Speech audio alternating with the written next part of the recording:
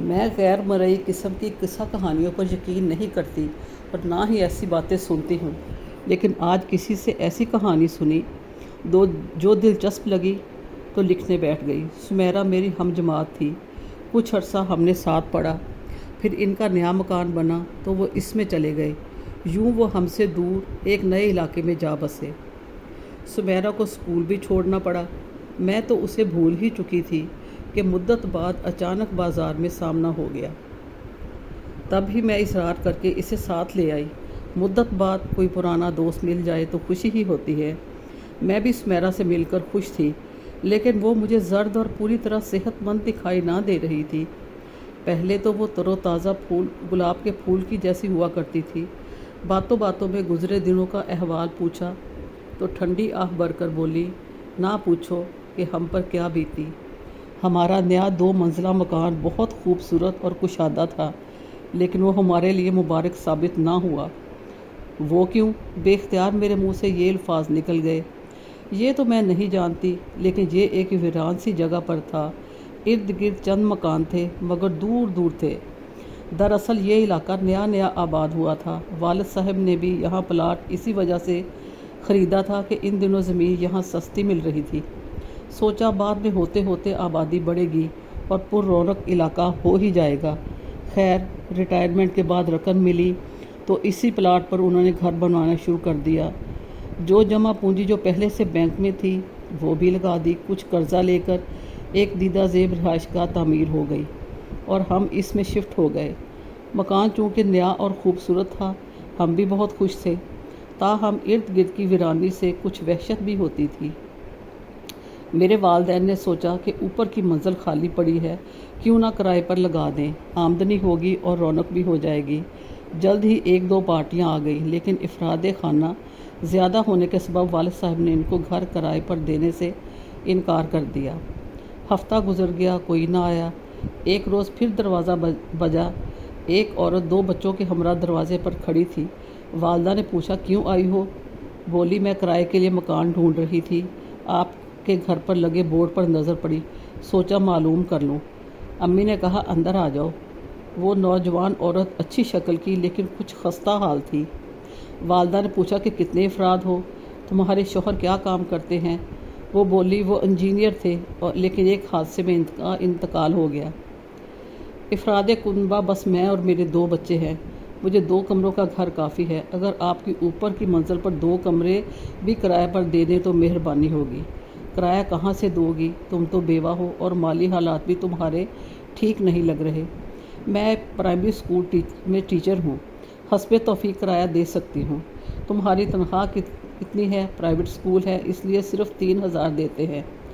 ان میں کھانا پینا، کرایہ، بچوں کی پڑھائی، سب کچھ کرنا ہوتا ہے۔ تمہاری تنخواہ کے برابر تو کرایہ ہے، امی نے کہا۔ آپ سچ کہتی ہیں، جتنی میری کل تنخواہ ہے اتنا تو آپ کو کرایہ بتا رہی ہیں، لیکن میں بیوہ عورت ہوں، بچوں کا ساتھ ہے، اکیلی رہ نہیں سکتی۔ اگر آپ آدھا کرایہ کر دیں تو باقی آدھی تنخواہ میں گزارا کر لوں گی۔ دراصل مجھے کسی شریف فیملی کا سہارا بھی چاہیے۔ آپ کے مکان میں رہائش سے مجھے تحفظ مل جائے گا۔ والدہ نے اس کی باتیں سنی اور روکھا سا منہ بنا لیا۔ بولی، بی بی، اپنی اوقات سے بڑھ کر رہائش کی خواہش کرو گی تو بھوکوں مرو گی۔ جتنی چادر ہو انسان کو اتنے ہی پیر پھیلانے چاہیے۔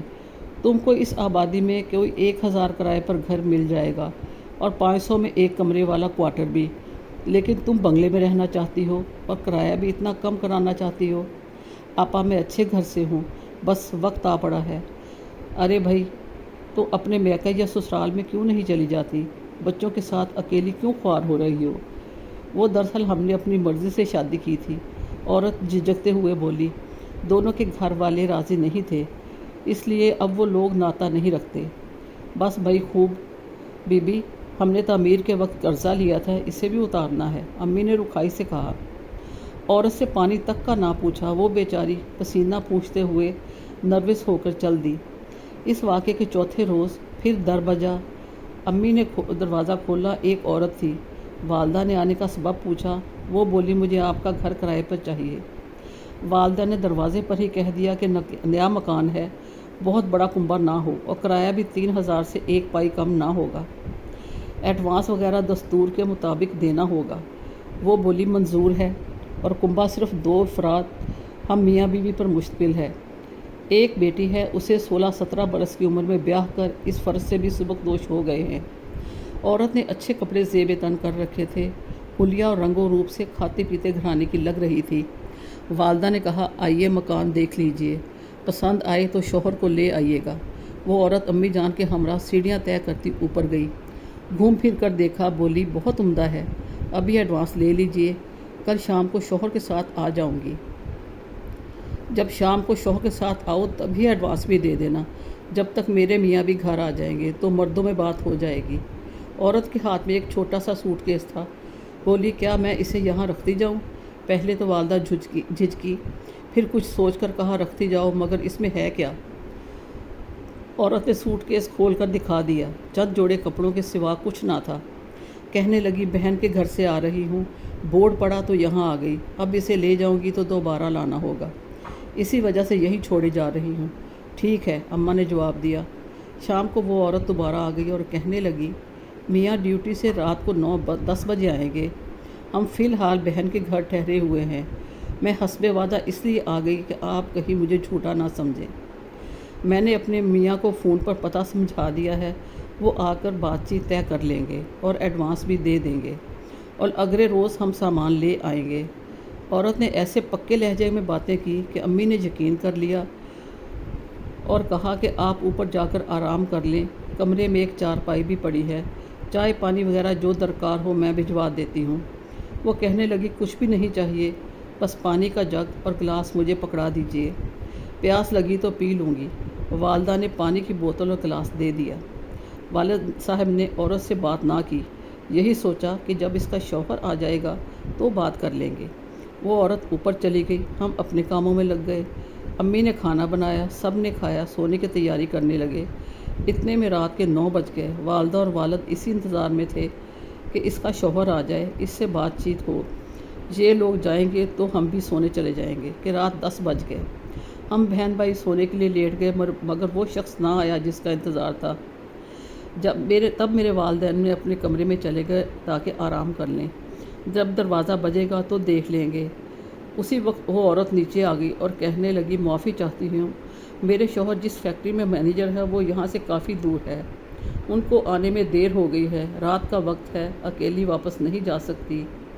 برا نہ مانے تو کچھ اور انتظار کر لیجئے، نہ آ سکے تو میں یہی سو جاؤں گی، تو وہ صبح آ ہی جائیں گے۔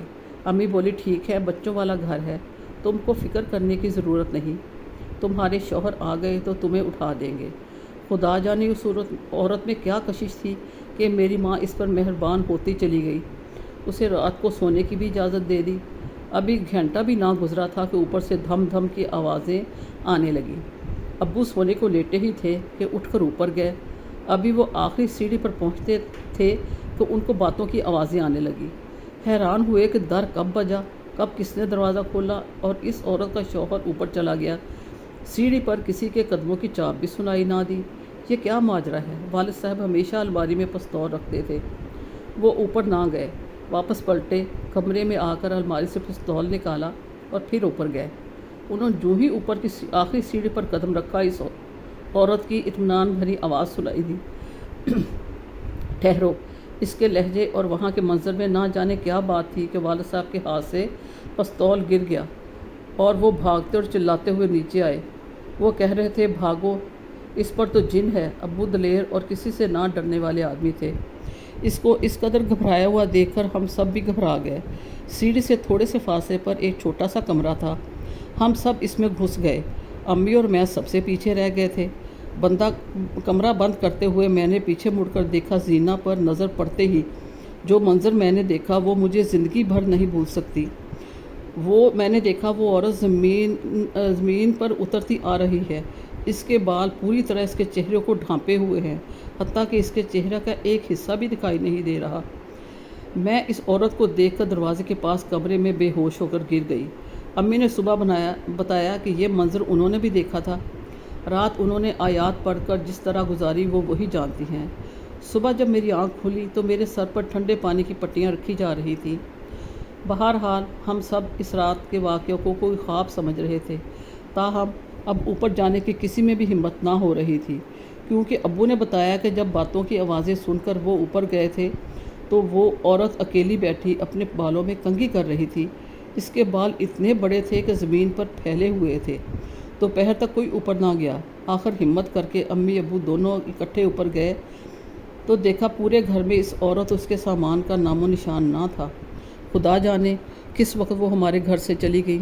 1 ماہ تک گھر میں کوئی ناخوشگوار واقعہ پیش نہیں آیا، نہ ہی ہم دوسری منزل پر گئے۔ ایک دن ہوا چلی تو گھر میں گرد مٹی چھا گئی۔ امی نے سوچا اوپر کا نہ جانے کیا حال ہوا ہوگا، اتنے دن سے وہاں صفائی بھی نہیں ہوئی۔ یہ سوچ کر وہ صفائی کرنے پہنچ گئی۔ صفائی کر کے آج امی کافی خوش تھیں اور خود کو ہلکا پھلکا محسوس کر رہی تھی۔ آج ہم کو محسوس ہوا کہ وہ عورت جو بھی تھی چلی گئی، اب ہمارا گھر غیر معمولی چیزوں سے پاک ہو گیا ہے۔ شام تک امی ٹھیک رہی، سب سے ہنستی بولتی رہی۔ صفائی کرنے کی وجہ سے ان کے بال اور کپڑے گرد آلود ہو گئے تھے۔ دیگر کاموں سے فراغت کے بعد وہ نہانے چلی گئیں۔ جب وہ نہا رہی تھی ان کو کپ کپی سی محسوس ہوئی، جیسے سردی لگ رہی ہو۔ حالانکہ موسم معتدل تھا۔ امی نہا کر آئیں۔ میں نے ان کو چائے بنا کر دی تاکہ سردی کا اثر جاتا رہے۔ موسم تو گرم تھا، مگر جب چائے پیتے ہی وہ بستر پر لیٹ گئی اور اپنے اوپر گرم چادر تان لی۔ تھوڑی ہی دیر گزری تو چادر کے اندر سے عجیب و غریب آوازیں آنے لگیں، جس کو سن کر ہم ڈر گئے۔ اسی وقت ابو آ گئے۔ انہوں نے امی کے اوپر سے چادر ہٹائی اور ان کو آواز دینے کے لیے کہ کیا بات ہے بیگم، لیکن امی نے کوئی جواب نہ دیا۔ اسی طرح منہ سے عجیب سی آوازیں نکالتی رہیں۔ ہاتھ پاؤں بھی کھنچ رہے تھے جیسے ان کو دورہ پڑ گیا ہو۔ پھر وہ بالکل سیدھی ہو کر اکڑ گئی اور آنکھیں بھی پتھرا گئیں۔ وہ بے ہوش ہو چکی تھیں۔ ایسا پہلی بار ہوا تھا۔ اس سے پہلے امی کو کبھی نہ دورہ پڑا تھا۔ ہم کہتے ہیں مرگی ہے یا کچھ اور بیماری ہے۔ بہرحال ابو اسی وقت امی کو گاڑی میں ڈال کر ہسپتال لے گئے۔ وہاں امی کو ہوش تو آ گیا، لیکن ان کو اسی وقت بخار چڑھ گیا۔ وہ کمزور اور نڈھال نظر آنے لگی۔ ڈاکٹر نے چیک کیا اور اپنی سمجھ کے مطابق دوائیں دیں اور امی ابو کو گھر لے آئے۔ اس کے بعد تو جیسے ان پر مظالم کی کتاب کھل گئی ہو۔ اب مسئلہ یہ ہے کہ امی عجیب و غریب باتیں کرنے لگی ہیں۔ ان کی صحت بھی گر گئی ہے۔ جب بھی ابو ان کو ڈاکٹر کے پاس لے کر جاتے ہیں، کوئی کہتا مرگی ہے، کوئی کہتا ذہنی مریضہ ہے۔ ماہر نفسیات سے علاج کرائے۔ والد صاحب نے کئی ماہر نفسیات سے علاج کروا کر دیکھ لیا۔ علاج پر ہزاروں روپے لگے، مگر ان کو افاقہ نہ ہوا اور بقول ان ڈاکٹروں کے وہ ذہنی مریضہ بنتی چلی گئیں۔